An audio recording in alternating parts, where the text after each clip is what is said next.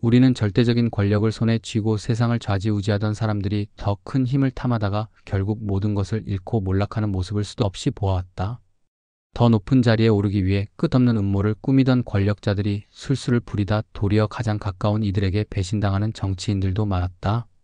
오늘 이야기할 욕심 많은 할머니 역시 처음에는 작은 부를 원했지만 점점 더 큰 욕심을 부리며 결국 왕의 자리까지 탐하게 되었고 그 순간 모든 것이 사라지는 운명을 맞이하게 된다. 이제 끝없는 욕망에 사로잡힌 한 여인의 이야기 속으로 들어가 보자. 욕심 많은 할머니와 금붕어. 옛날에 한 할아버지가 있었다. 그는 매일 바다에 나가 고기를 잡아와 생활했는데 그의 아내는 욕심이 많기로 유명했다. 어느 날 할아버지는 아내의 끊임없는 요구에 시달리며 열심히 고기를 잡아왔다. 그러나 아내는 만족하지 않고 살이 없는 홀쭉한 생선인 홀태 같은 것은 필요 없으니 더 좋은 고기를 잡아오라고 닥달했다. 할아버지는 바다로 나가 다시 고기를 잡던 중 운 좋게 금붕어 한 마리를 낚았다. 깜짝 놀란 그는 금붕어를 바라보며 중얼거렸다. 금붕어야, 금붕어야. 우리를 부자로 만들어다오. 그러자 신기하게도 금붕어가 말을 하며 대답했다. 알겠습니다. 소원을 이루어 드릴 테니 저를 놓아주세요. 할아버지는 얼른 금붕어를 놓아주고 집으로 돌아갔다. 그런데 놀랍게도 집이 초라한 오두막에서 커다란 기와집으로 변해 있었다. 부자가 된 것을 본 할머니는 처음에는 기뻐했지만 곧 더 큰 욕심이 생겨났다. 이 정도로는 부족해. 더 큰 부자가 되어야 해. 어서 가서 금붕어에게 한 번 더 빌어오시오. 할아버지는 한숨을 쉬며 다시 바다로 가서 금붕어에게 빌었다. 금붕어야, 우리를 더더욱 부자로 만들어다오. 그러자 할아버지가 집으로 돌아왔을 때 집은 더욱 웅장해졌고 재산도 엄청나게 늘어나 있었다. 하지만 할머니는 여전히 만족하지 않았다. 이 나라 전체가 내 것이 되게 해달라고 빌어오시오. 모든 사람을 내 부하로 삼게 해달라고. 할아버지는 이미 불안한 마음이 들었지만 할머니의 끈질긴 요구에 못 이겨 다시 바다로 향했다. 그는 금붕어에게 간절히 빌었다. 금붕어야, 이제 우리 할머니가 나라를 다스리고 싶어 하신다. 모든 백성을 그녀의 부하로 만들어달라고 하네. 그러자 금붕어는 아무 말 없이 바닷속으로 사라졌다. 할아버지가 집으로 돌아와 보니 기와집은 온데간데 없고 예전보다 더 초라한 오두막 하나만 남아 있었다. 모든 재산은 사라지고 할머니는 망연자실한 얼굴로 앉아있을 뿐이었다. 욕심이 지나치면 결국 아무것도 남지 않는다는 것을 깨닫게 된 할머니는 그제야 후회했지만 이미 늦은 후였다. 살인을 면하게 한 참을 인자. 서울의 만석군 부자가 세 사람이 살고 있었어. 이들은 모두 부자였기 때문에 서로만 상대하며 지냈지. 어느 집에 가든 대접이 융숭하고 서로 친절하게 지내는 건 당연한 일이었어. 그러던 어느 날 그 동네에 용하다는 점쟁이가 찾아왔단 말이야. 세 부자가 점을 보러 갔는데 점쟁이가 한 친구를 보고 하는 말이 당신은 이번 달 금음에 살인을 3건 치겠소. 이 말을 듣자 세 사람이 깜짝 놀라서 야단법석을 떨었어. 아니, 이 친구가 평소에 새 한 마리도 못 잡는 사람들인데 어찌 사람을 죽인단 말이오. 점쟁이는 태연하게 말했어. 점이란 건 점괘가 나온 대로 말하는 거지 내가 억지로 지어내는 게 아니오. 그 말을 듣고 옆에 있던 한 사람이 이렇게 말했지. 그래도 사람 일이란 건 모르는 거요. 죽을 병에도 약이 있다고 했으니 혹시 예방할 방법이 있소? 점쟁이가 고개를 끄덕이며 말했어. 예방이야 있지. 하지만 실천하기가 어렵소. 어떻게 하면 되겠소? 꼭 좀 가르쳐 주시오. 점쟁이가 말했지. 그러면 집안 곳곳에 참을 인자를 써서 붙이시오. 대문에도 붙이고 부엌문에도 붙이고 방문 앞에도 붙이고 기둥에도 붙이고 눈에 띄는 곳마다 붙이시오. 부자들은 점쟁이의 말을 믿고 온 집안에 참을 인자를 가득 써서 붙였단 말이야. 그리고 한 달쯤 지났을 때 그중 한 부자가 저녁을 먹고 친구 집에 놀러 갔다가 밤늦게 돌아왔어. 집에 오니 마누라가 혼자 있어야 할 텐데 웬 놈이 마누라를 끌어안고 자고 있는 거야. 그 순간 피가 거꾸로 솟았어. 이놈이 감히 내 집에서. 화를 참지 못한 그는 부엌으로 달려가 식칼을 들고 왔어. 저놈을 먼저 죽이고 내 마누라도 당장 죽여버려야겠다 하고 방으로 성큼성큼 걸어 들어가는데 문 앞에 붙은 참을 인 자가 눈에 들어왔어. 순간 손이 덜컥 떨렸어. 참을 인, 참을 인, 참으라는 말이지. 그래서 칼을 내려놓고 조용히 말했다. 너희들 당장 일어나 봐라. 그러자 웬 남자가 아니라 자기 친딸이 일어나면서 말했어. 아버지, 마실 다녀오셨습니까? 그제야 정신이 번쩍 들었어. 자세히 보니 딸이 머리를 감은 뒤 말리지 못해 상투처럼 묶고 있었던 거야. 마누라랑 딸이 반가운 마음에 한 입을 덮고 자고 있었던 거고. 만약 참을 인자를 보지 않았더라면 순간의 분노로 마누라와 딸을 칼로 찔러 죽이고 말았겠지. 게다가 딸은 뱃속에 아기까지 품고 있었으니 그야말로 비극이 될 뻔했어. 이후로 이 부자는 사람이란 아무리 화가 나도 참으면 살 길이 생긴다. 라며 참을 인자를 더욱더 귀하게 여기게 되었대. 이렇게 해서 그는 3건의 살인을 막고 스스로도 화를 면하게 되었지. 역사의 한 페이지에는 이름 없는 영웅들이 존재한다. 그들은 강력한 군대도 권력도 거대한 무기도 없었다. 그러나 그들에게는 단 하나 지켜야 할 정신과 신념이 있었다. 지금으로부터 수십 년 전 일제강점기의 혹독한 시절, 일본의 지배 아래서 수많은 문화유산이 사라지고 있던 그때 작은 시골 마을의 아이들이 하나의 결정을 내린다. 아무도 눈여겨보지 않는 돌 하나. 그러나 그 돌에 깃든 역사는 그들에게 단순한 조각이 아니었다. 한겨울 몰아치는 눈보라 속 차디찬 돌을 끌어안은 어린 손들이 있었다. 그들은 단순한 아이들이 아니었다. 누군가는 그들을 고작 어린 학생들이라 말할지 모르지만 그 순간 그들은 나라를 위해 싸운 용기 있는 수호자들이었다. 비석 하나를 지킨다고 역사가 달라질까? 그러나 그 작은 행동이 남긴 흔적은 지금까지도 장수 땅에 깊이 새겨져 있다. 논개가 장수 출신임을 증명하는 수명비는 약 280년 전에 정주석 현감이 세운 것으로 원래 장수에 들어오는 길목, 즉 관청 뒤편의 들판인 관뒷뜰 근처에 세워져 있었다. 그러나 일제강점기 일본 본국에서 조선의 문화를 말살하라는 지령이 내려오면서 역사적 정신적 가치를 지닌 문화재들이 대거 파괴되기 시작했다. 그 과정에서 주재소 형사에게 수명비를 없애라는 명령이 전달되었다. 그 당시 현장에는 보통 학교 6학년 학생들이 동원되었다. 일본 경찰은 이들에게 망치와 삭 같은 도구를 주며 비석을 부수고 땅에 묻으라고 명령했다. 그러나 그날은 눈보라가 몰아치고 바람이 세게 불어 작업이 어려운 날씨였다. 결국 일본 경찰은 학생들에게 일을 시켜놓고는 먼저 주재소로 돌아가 버렸다. 이때 학생들은 깊은 애국심을 느끼고 이처럼 중요한 비석을 파괴해서는 안 된다고 생각했다. 일본 경찰이 사라진 사이에 이들은 힘을 모아 비석을 약 2km 떨어진 곳으로 옮긴 후 몰래 땅속에 묻었다.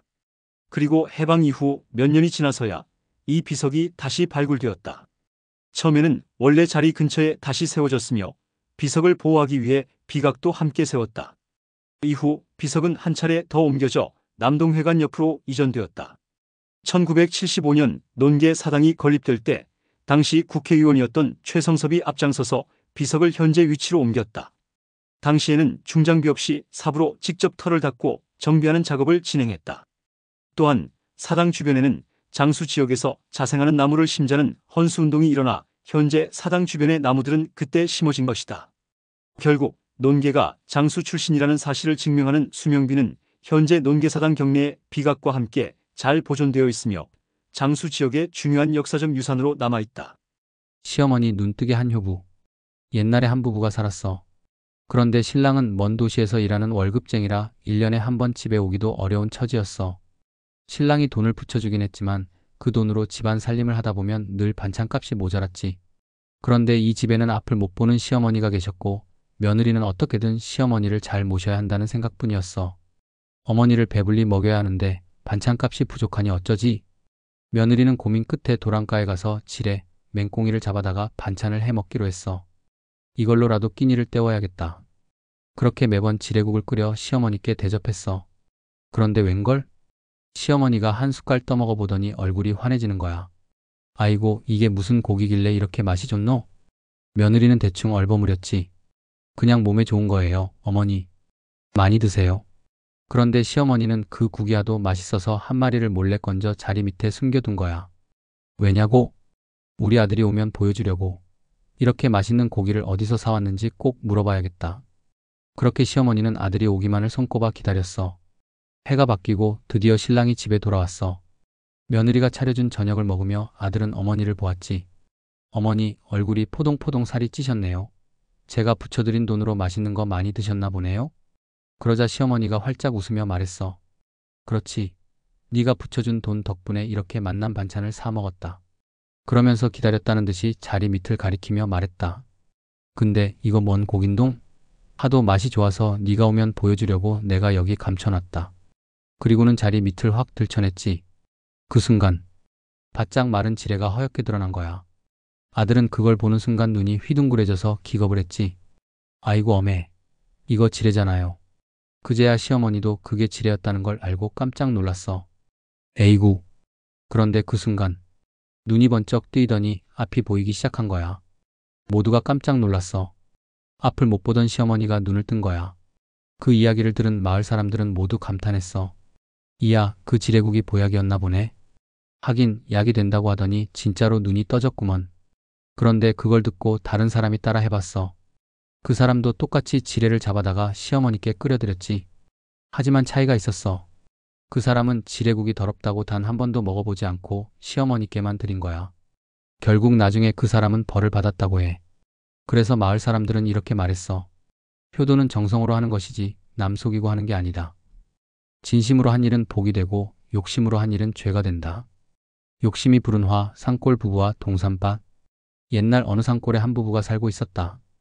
이들은 묵은 땅을 일구어 기장을 심고 감자를 캐며 소박하게 살아가는 사람들이었다.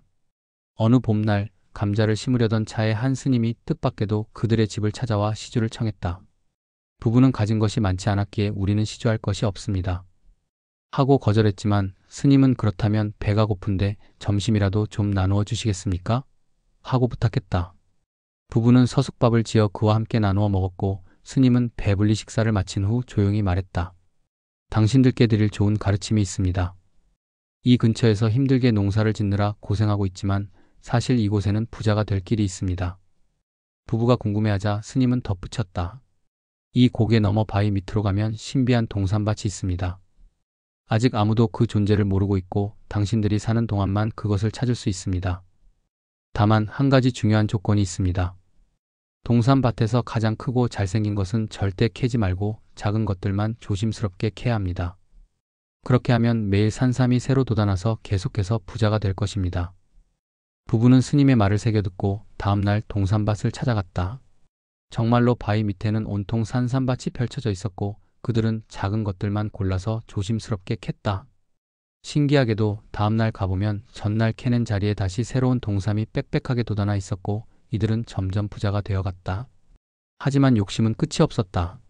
처음에는 스님의 말을 따르며 작은 것들만 캐던 부부였지만 날이 갈수록 더욱 많은 것을 원하게 되었다. 결국 남편은 아내에게 말했다.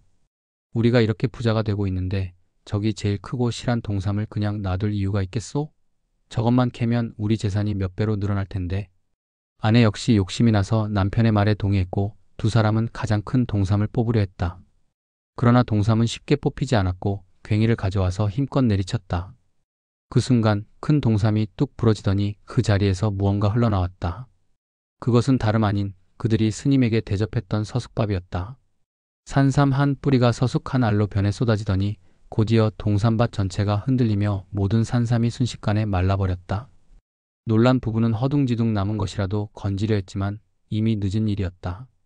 부자가 될 기회를 눈앞에 두고도 욕심을 부린 탓에 모든 것을 잃고 다시 원래의 가난한 삶으로 돌아가게 된 부부는 뒤늦게 후회했지만 이미 신비로운 동산밭은 영원히 사라지고 없었다. 이후로도 사람들은 이곳을 찾으려 했지만 아무리 찾아도 흔적조차 발견할 수 없었고 마을 사람들은 이 이야기를 전하며 이렇게 말했다. 욕심이 많으면 신의 은혜도 사라지는 법이다. 바닷가 욕심쟁이의 최후. 욕심이 과하면 바다도 삼켜버린다. 우리는 때때로 더 많은 것을 갖고 싶다는 욕망에 사로잡힌다. 돈이 많아도 더 벌고 싶고 가진 것이 충분해도 욕심을 놓지 못한다. 하지만 과도한 욕심은 사람을 눈멀게 하고 결국 자신을 파멸로 이끈다. 오늘 이야기할 바닷가 마을의 한 남자도 마찬가지였다. 그는 고작 생선 몇 마리를 지키기 위해 기괴한 행동을 일삼고 손님들을 속이며 돈을 긁어모았다. 하지만 결국 바다는 그의 끝없는 탐욕을 더 이상 두고 볼 수 없었다. 과연 그는 어떤 최후를 맞이했을까? 옛날 이곳 바닷가에는 고기가 무척 많았다. 조금만 내려가면 바로 바다가 나왔고 갈치나 다양한 생선을 무진장 잡을 수 있었다. 그 당시 바닷가 마을의 여자들은 어부들이 고기를 잡고 남긴 자투리 생선을 주워 생활에 보탰다. 그런데 이 과정에서 매우 욕심이 많고 괴팍한 남자가 있었다. 그 남자는 여자들이 생선을 줍는 것을 못마땅하게 여겼다. 그래서 자신이 잡은 고기를 빼앗기지 않기 위해 아주 기이한 방법을 사용했다. 그가 택한 방법은 다름 아닌 옷을 벗는 것이었다. 그는 여자들이 고기 자투리를 주우러 오면 갑자기 옷을 홀딱 벗어버렸다. 이렇게 하면 부끄러워서 오지 못하겠지? 여자들은 깜짝 놀라 손으로 얼굴을 가리고 도망쳤다. 마을 사람들은 이 남자가 얼마나 욕심이 많고 괴짜인지 혀를 내둘렀다. 내 손이 저울이다. 그는 생선을 팔 때도 몹시 욕심이 많았다. 당시에는 지금처럼 정밀한 저울이 없어서 보통 무게를 잴 때는 저울추를 사용했다. 하지만 이 남자는 저울도 없이 장사하면서 늘 이렇게 외쳤다. 내 손이 곧 저울이다. 한 근, 두 근. 그렇게 제멋대로 생선 무게를 정해 팔았다. 당연히 손님들은 손해를 볼 수밖에 없었다. 그러던 어느 날 이 욕심 많은 남자는 바다에서 실종되고 말았다. 어떤 사람은 그가 바다에 빠져 죽었다고 했고 어떤 사람은 그가 지나치게 욕심을 부린 벌을 받은 것이라고 했다. 어쨌든 그의 시신은 끝내 발견되지 않았다. 마을 사람들은 그의 죽음을 두고 한마디씩 했다. 결국 욕심이 너무 많으면 이렇게 되는 거야. 고기를 지키려고 그렇게까지 하더니 결국 바다에 삼켜져 버렸구나. 그 후로 마을에서는 지나치게 욕심을 부리거나 남을 해치는 사람을 볼 때마다 이렇게 말했다. 너도 너무 욕심 부리면 바다에 끌려가는 거 아니야? 그 욕심 많은 남자의 이야기는 그렇게 전설처럼 전해지게 되었다. 옛날에 한 남자가 있었어. 이 사람은 워낙 가난해서 끼니를 잇기도 힘들었지. 날마다 허기진 배를 움켜쥐며 하늘만 바라봤어. 그런데 마침 그 마을에 신통한 능력을 가진 선생님이 있었어. 이 선생님은 그냥 보통 사람이 아니었어. 신기한 재주를 부릴 줄 알았지. 자네, 내가 그림 하나 그려줄 테니 내 말대로만 하면 굶어 죽을 일은 없을 게야. 하지만 절대 더 욕심 부리면 안 된다네. 그러더니 대추가 주렁주렁 열린 대추나무 한 그루를 그려줬어. 정말 정교한 그림이었어. 하지만 그냥 그림이 아니었지. 선생님은 다시 한번 단단히 당부했어. 이 그림을 수채로 살짝 두드리면 대추가 한 꿰미만 떨어질 걸세. 그걸 팔아서 먹고 살면 된다네. 절대 더 두드리면 안 돼. 그러면 큰일 나네. 가난한 남자는 신기해서 얼른 그림을 벽에 걸어 놓았어. 그리고 선생님의 말대로 살짝 두드려봤지. 톡! 그 순간 진짜 대추가 후두둑 떨어지는 거야. 오, 이게 웬 기적이냐. 남자는 그 대추를 시장에 내다 팔아 밥을 사 먹었어.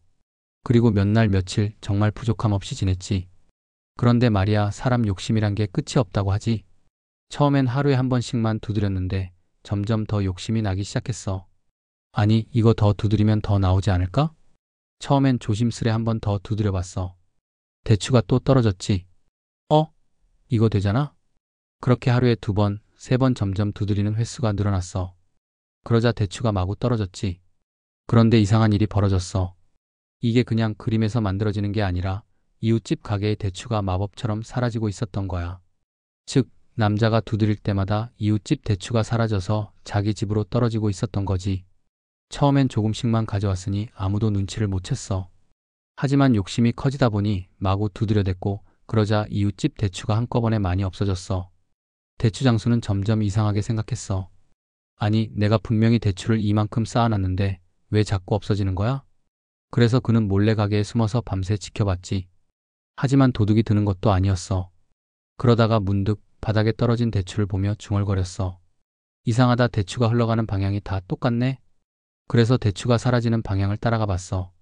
그러자 대추가 굴러가서 떨어지는 곳은 다름 아닌 그 욕심쟁이 남자의 집이었던 거야. 문을 열어보니 방 안엔 대추가 산더미처럼 쌓여 있었지. 이놈, 감히 내 대추를 훔쳐 먹었겠다. 그렇게 붙잡힌 욕심쟁이는 관아에 끌려가 형을 살게 되었어. 그 소식을 들은 선생님은 혀를 끌끌 찼어. 그러게 내가 욕심 부리지 말라고 했거늘. 딱 한 꿰미만 먹고 살았으면 평생 편했을 텐데. 세상에 너무 쉬운 돈벌이는 없다. 세상에 너무 쉬운 돈벌이는 없는 거야. 봉이 김선달 이야기가 있어. 뱃사공들이 대동강에서 물을 깃는 사람들에게 물세를 정해놓고 돈을 걷었어. 서울에서 온 한 부자가 가만히 가서 대동강을 보니 그놈들이 강을 사서 다 울타리를 쳐놓고 자기들 것처럼 굴고 있더란 말이야. 그래서 서울 부자가 묻지. 아니, 이 강을 살 수도 있어?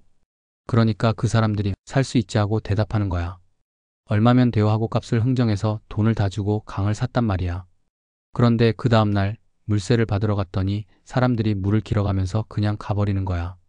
그러니까 물세를 받을 수가 없잖아? 결국 서울 부자는 대동강을 샀다가 그대로 속아버린 거지. 대동강을 팔아먹었다는 소문이 그렇게 난 거야. 그리고 또 겨울이 되니까 강이 얼어붙었거든.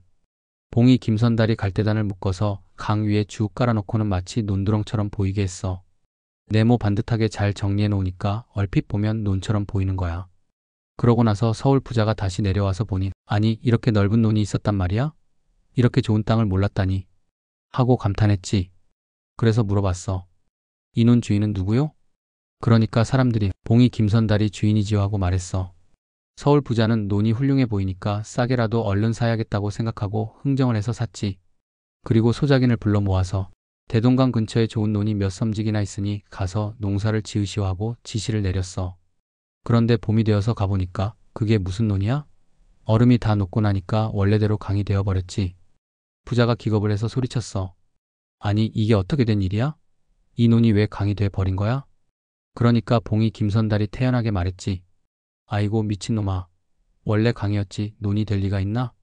이렇게 해서 봉이 김선달은 강도 팔아먹고 논도 팔아먹고 사람들을 2번이나 속였다는 이야기야. 주해. 첫째, 세상에 너무 쉬운 돈벌이는 없다. 서울 부자는 대동강이 강물이라는 사실을 분명히 알았을 텐데도 돈을 벌 수 있다는 욕심에 속아 넘어갔다. 눈앞의 이익만 생각하고 깊이 따져보지 않으면 큰 손해를 볼 수도 있다는 것을 보여준다. 둘째, 지혜로운 사람이 세상을 이긴다. 봉이 김선달은 남들보다 한 발 앞서 생각하고 기발한 방법으로 상황을 유리하게 만들었다. 이는 단순한 속임수가 아니라 당시 사람들의 허점을 찌른 기지와 재치의 결과였다. 세상을 살아가면서도 기발한 발상과 빠른 판단력이 중요함을 시사한다. 형제와 황금덩이 이야기. 어느 마을에 부모를 일찍 여인 형제가 있었어. 두 사람은 어릴 때부터 서로 의지하며 떨어질 줄 몰랐지. 하지만 시간이 흐르면서 먹고 사는 것이 어려워졌어. 그러던 어느 날 형이 아우에게 말했어. 우리 이렇게 붙어만 살다가는 먹고 살 길이 막막하니 각자 돈을 벌어서 10년 후에 이 자리에서 다시 만나자. 아우도 동의하며 둘은 눈물을 흘리며 헤어졌어. 형은 금광에서 일하기 시작했고 아우는 머슴살이를 하며 돈을 모았어. 그런데 형은 매일 품삯을 받아 그날그날 먹고 살다 보니 별다른 재산을 모으지 못했지. 반면 아우는 머슴살이를 하며 꼬박꼬박 돈을 모았어. 어느 날 형이 금광에서 일을 하다가 벽을 캐다가 주먹만 한 황금 덩어리를 발견했어. 이건 기회다. 형은 그 황금 덩이를 몰래 챙겨 근처 소나무 밑에 숨겼어. 그리고 10년 후 다시 만날 날만을 기다렸어. 10년이 지나고 형은 아우에게 편지를 보냈어. 약속한 날이 되었으니 이곳으로 오너라. 아우도 그동안 모은 돈을 챙겨 형을 만나러 갔어. 두 사람은 다시 만나 기뻐하며 형이 말했지.